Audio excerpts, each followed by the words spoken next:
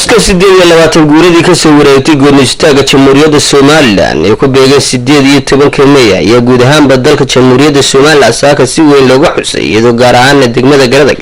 ee galbeedka gobolka Sanaag si mug iyo miisaan looga xusay oo saaka ay si weyn kumanaan ka mid ah shacabka degmada Garadag ay iskugu soo baxeen sharciyada waaweyn ee degmada Garadag iyadoo ay ka muuqatay dareen shucuur leh isla markaana ay ku weynayeen maanta qarannimada Jamhuuriyadda Soomaaliland iyadoo si weyn ay maanta uga dhex muuqdeen bahda waxbarashada ee wax ka dhigtay dugsiyada hoose iyo dhexe degmada Garadag ciidamada kala duwan maamulka degmada Garadag ururada haweenka laamaha dawladda iyadoo dhammaanba maanta aan loo kala harin iyo socod luga ay ku soo mareen kumanaan ka mid ah shacabka degmada sharciyada waaweyn ee degmada Garadag guntiga gabagabadii waxay iskugu soo biyashubteen geedka nabadda ay ku caanka tahay degmada Garadag kaas oo ay qodobada wax ku ool ka soo jeediyeen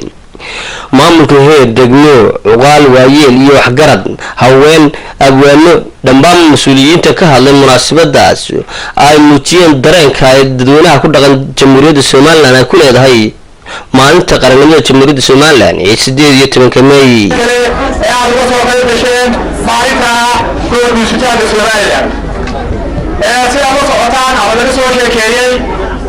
waa maalin aad iyo aad mugla miisaan ku leh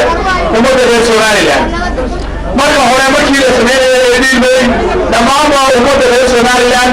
waxa way u dhamay haday tahay beesha dhexe iyo haday tahay kuwa dalkeeda Soomaaliland ayaa laga dhawaaqay magaalada Burco wixii ay ku timi waynu la soconaayo weynoonahay waa maalin ku astaysan qarannimadii lixda kiilotay kiilo soo celiteedii way ku astaysantay waa maalin dhibaato badan laga soo maray midaheediina maanta waynaga haysanaa waxaan maqmaqlayneen ayaamahan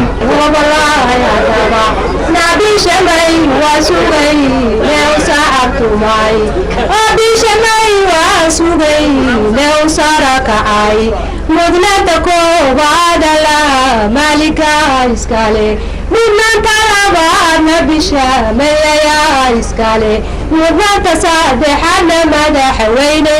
nasiib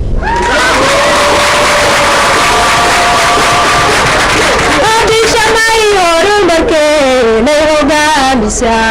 oo maalin qaran weeye dadku waa magac sare warbaahinta qaranka Jamhuuriyadda Soomaaliland ee Garadag